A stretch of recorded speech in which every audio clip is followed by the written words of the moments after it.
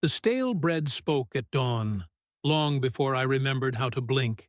Its voice came from the corner of the kitchen, muffled by plastic wrap and crumbs of past lives, and yet unmistakably confident, like a retired actor slipping into an old monologue. "I was a star," it said, its crust curling with nostalgia. I didn't respond right away. It felt wrong to interrupt a slice of bread during what could be its final performance. The light in the room changed as it spoke. It wasn't sunlight, exactly. More like spotlight, an artificial, theatrical beam that highlighted the bread on the counter while everything else fell into soft darkness. I watched as dust motes danced dramatically through the air, like nervous understudies waiting for direction. The bread cleared its throat, crumbs spilling like old secrets, and continued. "They used to applaud," it said, staring blankly into the tiled void behind the sink. "Standing ovations. Champagne. I once kissed a bagel at Cannes." I nodded slowly, unsure whether this was delusion, revelation, or just an elaborate form of mold-induced hallucination. The refrigerator hummed in approval. The toaster cowered. I approached the bread carefully, not out of fear, but out of respect. This was no ordinary carbohydrate. Its edges were hard with time, its insides dry and philosophical. I could feel its energy, dense, buttery, tragic. I asked softly, "What happened?" It sighed, a long, crumbly sigh. "Time happened. Fame is like fresh yeast. It rises quick and collapses in silence." Its tone shifted, deeper now, almost conspiratorial. "They never tell you that the Oscars are edible, that the red carpet tastes like tomato soup, that once you've been buttered by Spielberg, there's no going back." I tried to offer comfort, but it cut me off. "Don't patronize me," it snapped. "You've never felt the adoration of a million mouths. You've never seen your own reflection in the eyes of a hungry nation." It paused. "You don't know what it's like to be toasted with intent." I sat down. The chair creaked. The sink dripped. Somewhere in the background, a cereal box leaned in to listen. The bread stared at me now, or at least gave the impression of staring. "You think I'm crazy, but every crumb has a past. Mine just happens to include a 3-picture deal and a scandal involving margarine." I didn't argue. It felt like the wrong time to bring up expiration dates. "I was in the loaf identity," it whispered, almost too quietly to hear. "I played the hero, a slice with a past, running from the pantry, framed for a mold he didn't commit. Critics called it crusty and brilliant." It chuckled bitterly. "Now I can't even get cast as stuffing." There was silence. Heavy, doughy silence. The kitchen around us shifted slightly, as if the tiles themselves were processing trauma. The faucet leaked empathy. The clock spun backward for a moment, just enough to question whether it ever worked at all. The bread coughed, a small, dry puff of flour. "You know what the worst part is?" it asked. "It's not the obscurity. It's being remembered by the wrong people. Cheap sandwiches, soup sides, garbage disposals." It looked down at its own crust, then added softly, "Once you've been in a scene with Meryl Streep, it's hard to sit in silence next to instant noodles." I didn't know what to say, so I reached out. My finger hovered just above its surface. Not to touch, to acknowledge. "You still matter," I whispered. It didn't reply, just turned slightly toward the window. The light caught it perfectly, illuminating its jagged edges like a forgotten trophy. "Maybe," it said, "maybe I'm still in the movie." The kitchen held its breath.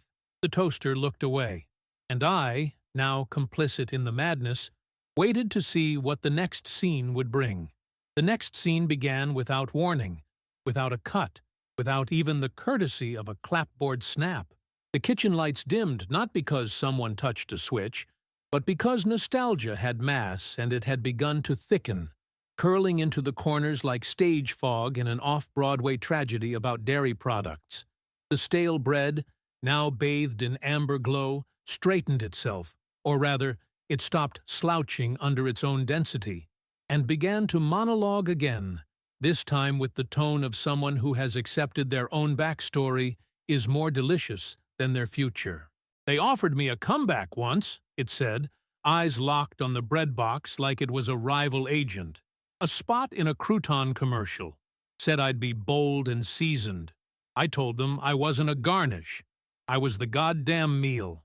It laughed dryly, more air than sound, and a single breadcrumb detached from its corner like a falling star, landing near a spoon that had seen too much. I opened the fridge in silence, not for food, but for gravity. The cold air wrapped around me like a disapproving X. Inside, a forgotten jar of pickles whispered, "Don't get involved." I closed it again. Too late.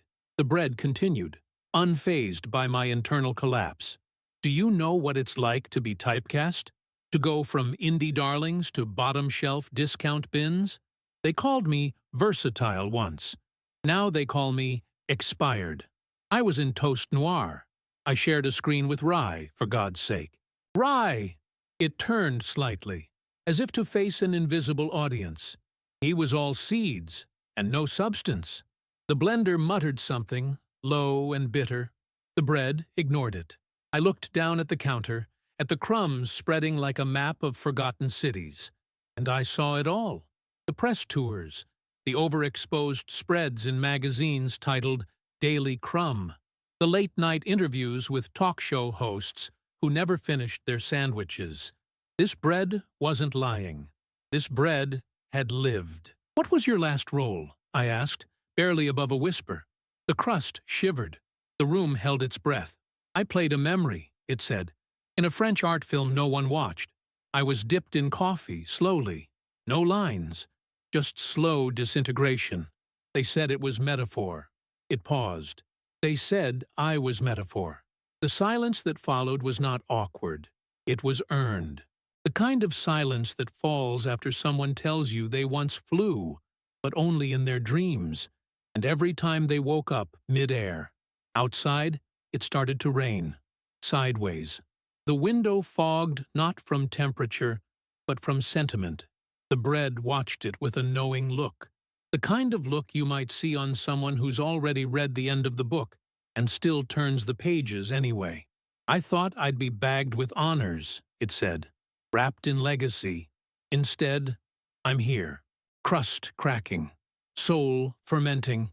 It turned back to me. "But maybe this is my comeback." I didn't laugh, not even a smile.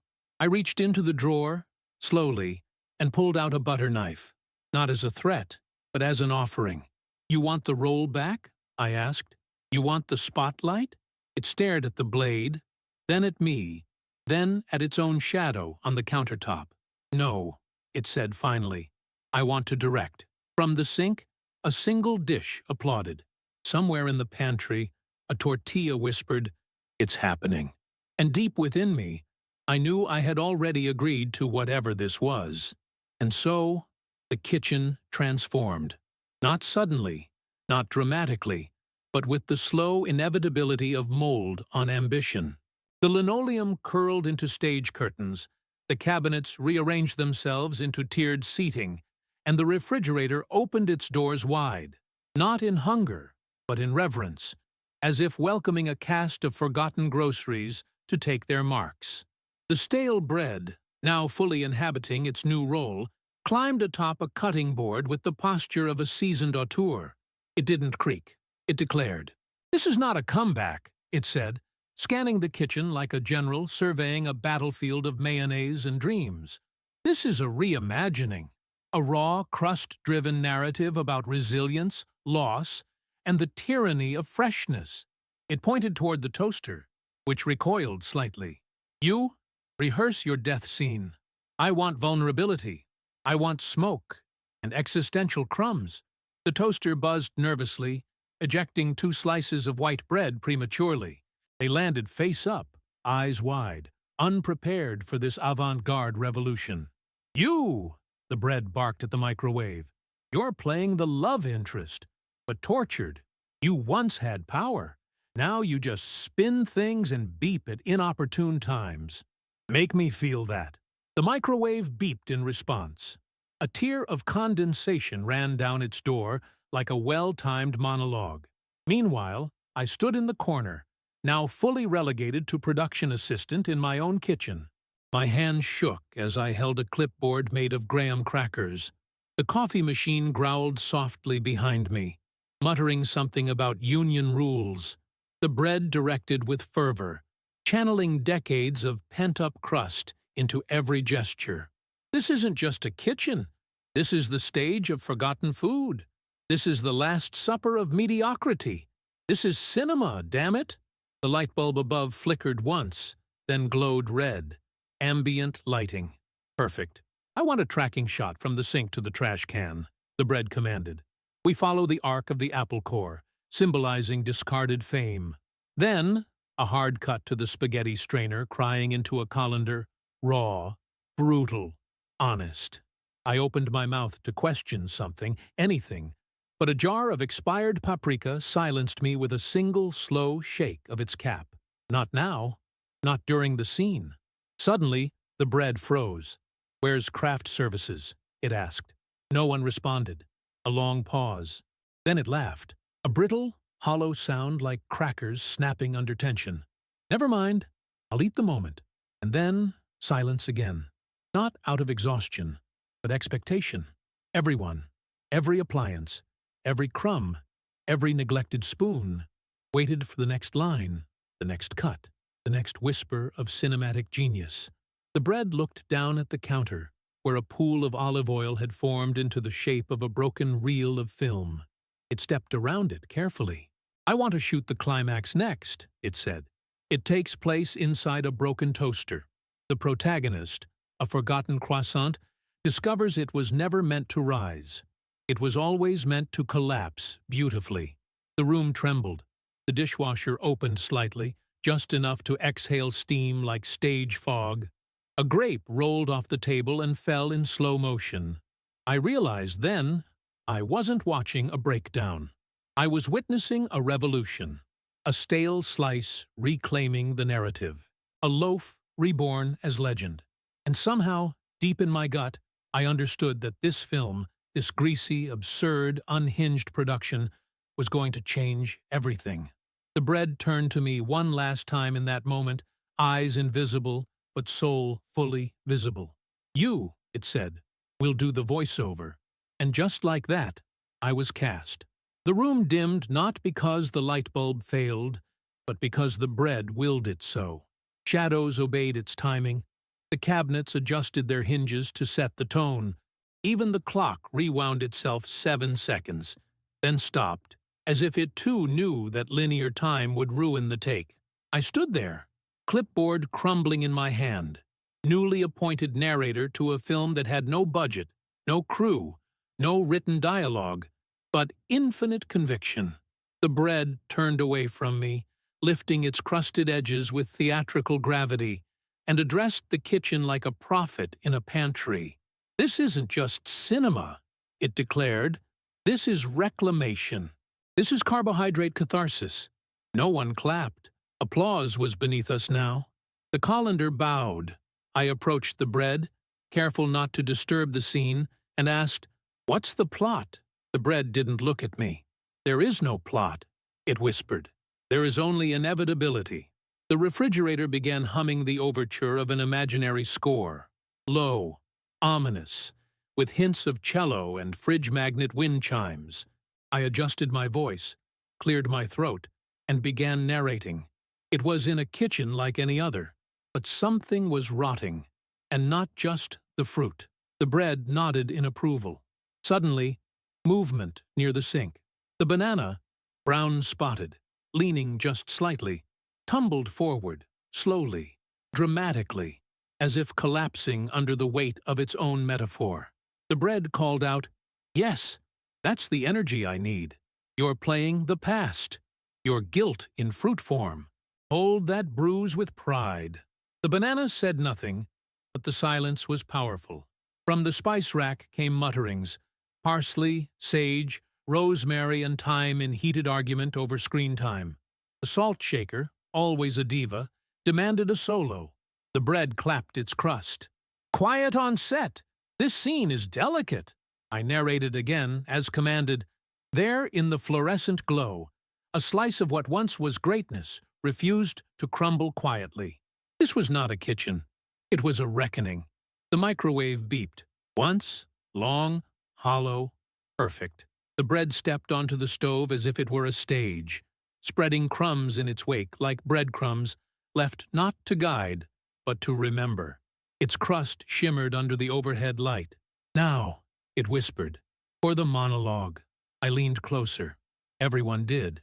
It looked up at the exhaust fan, eyes locked on the spinning blur, and began, I was sliced too soon, packaged without warning, shipped in silence. They devoured my cousins, still warm. I watched, rapt, knowing I was destined for the edge of the counter, for dust, for silence. Its voice cracked. A seed rolled off its surface and hit the floor with a sound that felt like a single tear falling into a funeral. But I dreamt, the bread continued, louder now. I dreamt of diners and dialogue, of dramatic pauses between two halves of a sandwich.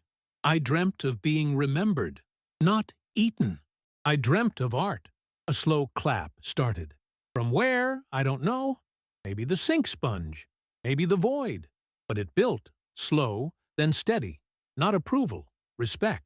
The bread turned softly to me. Close this scene, it said, and I obeyed.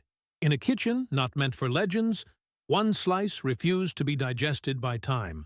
In the stillness between breakfast and memory, it rose, not with yeast, but with purpose. Silence again. The bread lowered itself slowly, with dignity, onto a cracked plate. Scene wrapped, it whispered. The oven door opened, unprompted. The cheese wept quietly in its drawer, and I knew the next act would require everything. Everything indeed. Because after the monologue, after the silent applause, and the cheese's quiet breakdown, the kitchen entered its blue hour. That moment between belief and disbelief, when cutlery begins to question its loyalties and the linoleum floor starts remembering its past lives as theater stage, battlefield, church. The bread didn't move, not physically, but it shifted, the way a cathedral might shift when it decides to become a boat. It reclined on the plate like Brando in Decline, fully aware of the tragic gravity of its own mythology. Now, it said, barely above the hush of a crumbling identity, we begin Act 2. The toaster, now fully method, leaned forward and asked, Do I die now? The bread didn't answer. It just stared into the air between us, the thick, butter-scented air, and let the silence answer on its behalf. The toaster understood. It retracted its levers with solemn grace. I resumed my narration, though I was no longer sure I was narrating for an audience. It felt more like confession. There is no redemption arc for bread, only reincarnation. The peanut butter jar rolled slightly forward. The label peeled back as if shedding vanity. I knew him when he was still warm, it muttered. He was soft, naive, thought he'd be French toast. The mayonnaise nodded slowly, unsealing itself with a moist sigh. The oven door, still open from the previous scene, began to emit a low hum. Not mechanical, not threatening. Something older, a hum from deep within the coils. A sound like regret being baked into stone. The bread's crust tightened slightly, as if recognizing an old song. That's my cue, it whispered. That's the oven from the golden loaf. I did 3 takes inside her. She still remembers my crumb structure. The floor vibrated once. The spice rack fell silent. Then, without words, the bread rose. Not by hand, not by force, by will. It levitated gently off the plate and hovered toward the oven door like Joan of Arc returning to the flame not out of guilt, but for screen time. The door widened, mouth agape, sacrificial, holy. I stepped forward. You don't have to go. The bread turned mid-air, hovering, glowing faintly with cinematic potential. I do. This is the part where I become more than food, where I transcend hunger and become symbol. The refrigerator sobbed. A small cherry tomato rolled into the sink and vanished. The dish soap whispered, "Godspeed." As the bread entered the oven, the light inside flickered to life. Not yellow, not white, but projector gray. Grainy, old film. We all watched as the door closed softly behind him. A timer set itself to a number no one understood. I continued narrating, because I had no choice. And as the heat rose around him, and the past crackled like old vinyl, the bread did not burn. He became not toast, but tale, not food, but fable. The smell filled the room, not of baking, but of memory, of applause long past, of laughter in black and white, of endings written by people who knew the difference between hunger and longing. The microwave let out a single chime. The blender bowed, the butter melted, and the bread began to glow from within. The glow wasn't fire, nor light, nor heat.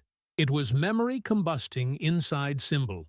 The kind of glow only seen in childhood dreams and foreign films without subtitles. The bread, sealed within the oven like a relic behind glass, did not brown, did not crisp. It radiated, a soft pulsing from its center, like a heartbeat built from monologue. The kitchen was silent, reverent, altered. Even the refrigerator, ancient and cynical, held its humming breath. The timer never ticked. I approached the oven slowly, each step uncertain, as if the floorboards were suddenly philosophical, asking whether I deserved proximity to what was happening. My reflection appeared in the oven glass, but distorted, eyes wider, older, filled with someone else's reverence.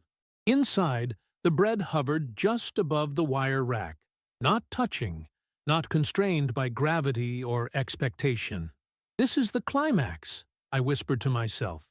"No," said the sink, barely audible. "This is ascension."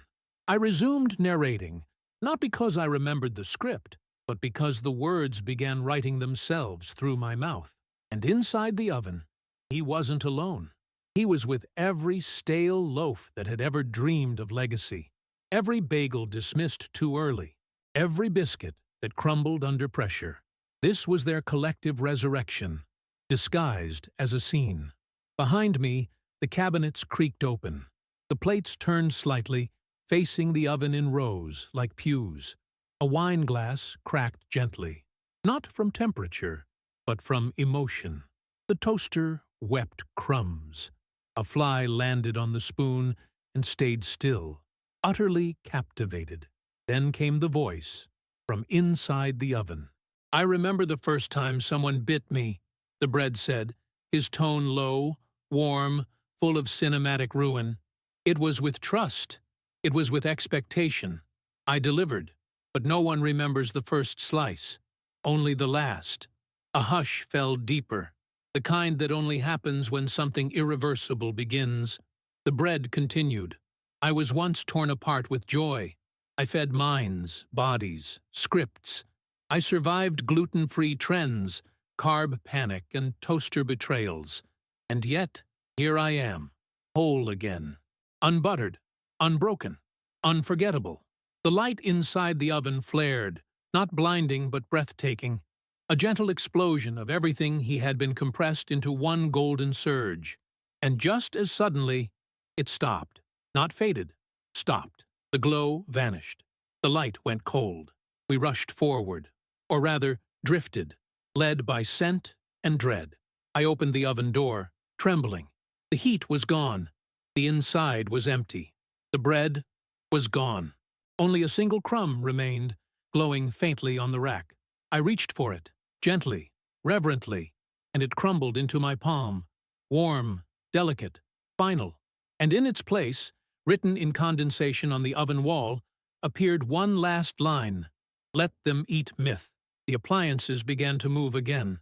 The light returned to white. The tiles stopped watching. The clock ticked, and I, newly hollow, turned to the quiet kitchen and began the closing narration. In the end, he wasn't toasted.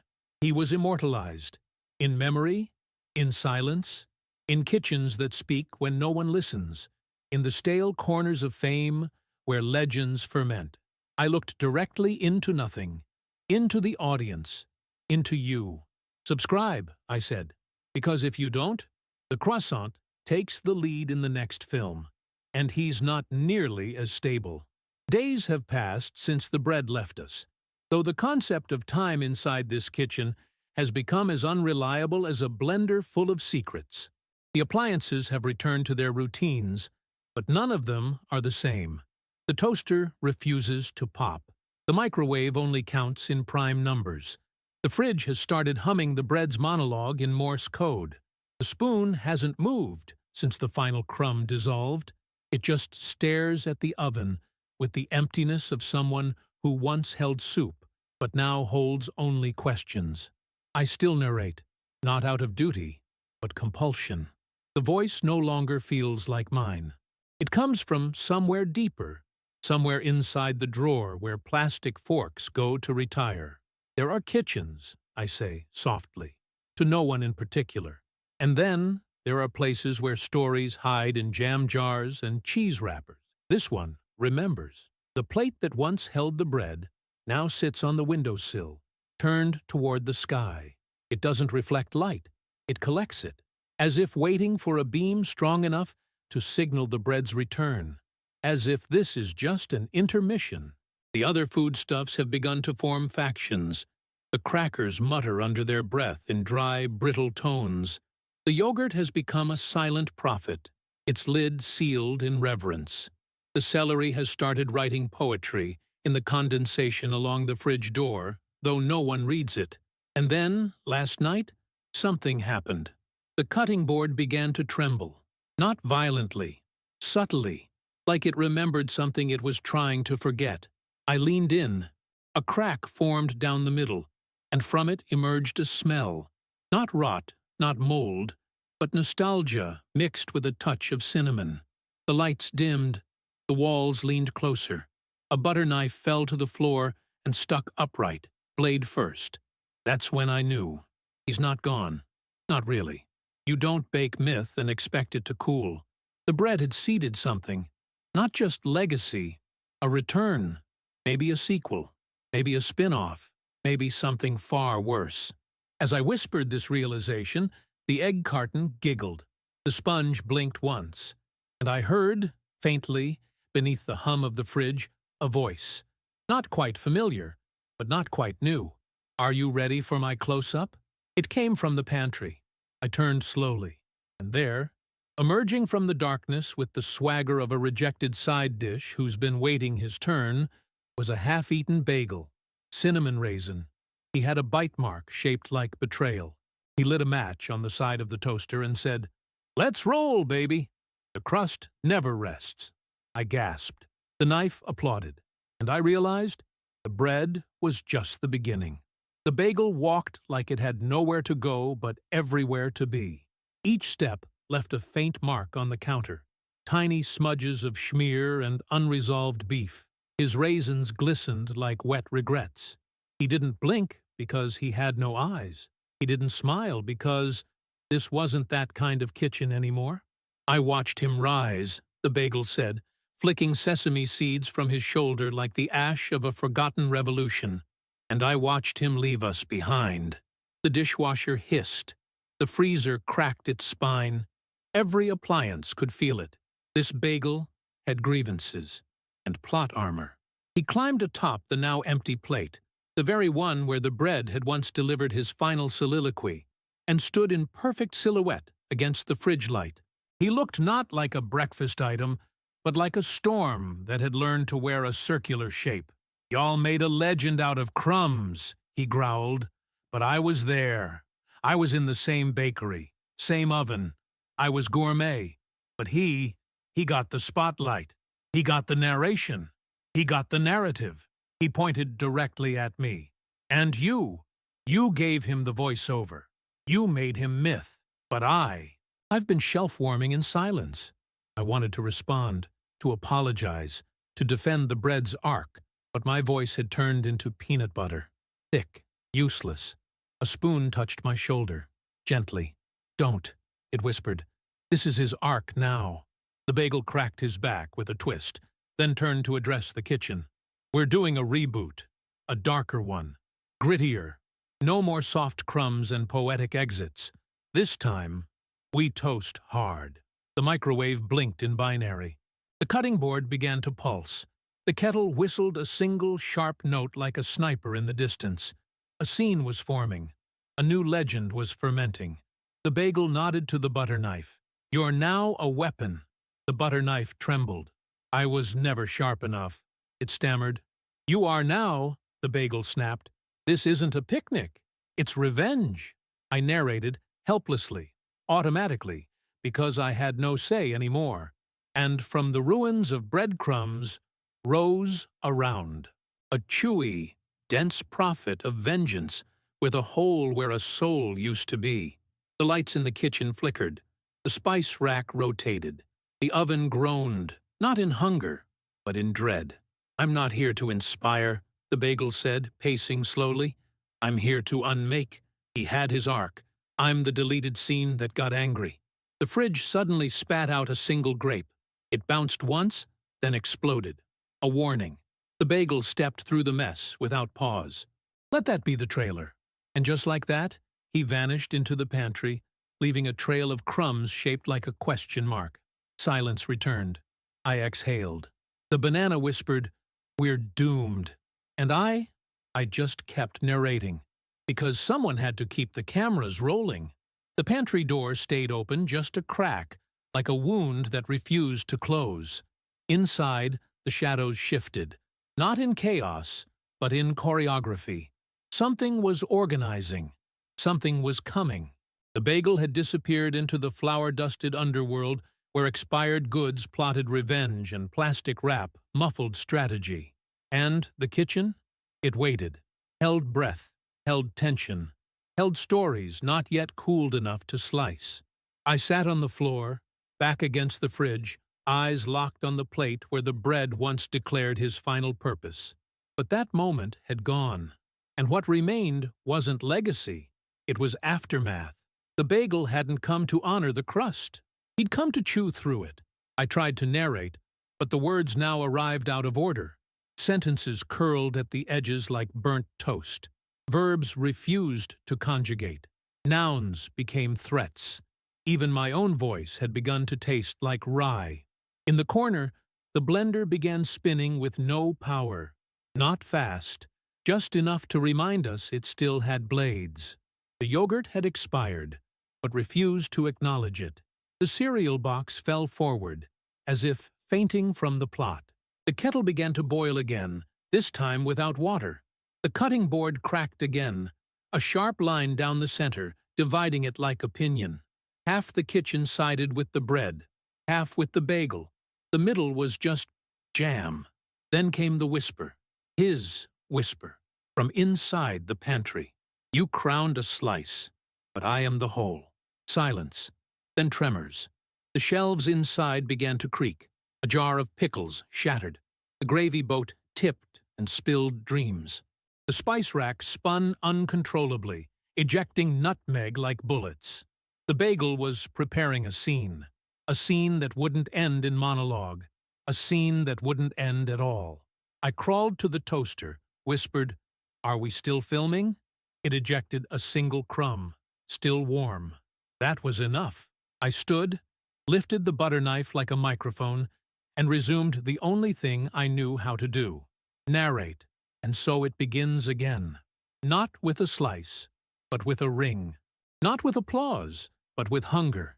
The kitchen breathes, the pantry watches, and the bagel becomes legend. The window blew open. Wind entered like gossip, and on the windowsill, a sesame seed landed, pulsing faintly. You feel it, don't you? You smell the toast that never was. You sense the sequel writing itself in crumbs. So if this confused you, good. If it made you uncomfortable, perfect. If you think this was about food, you haven't been listening. Subscribe. Because next time, the spoon demands justice.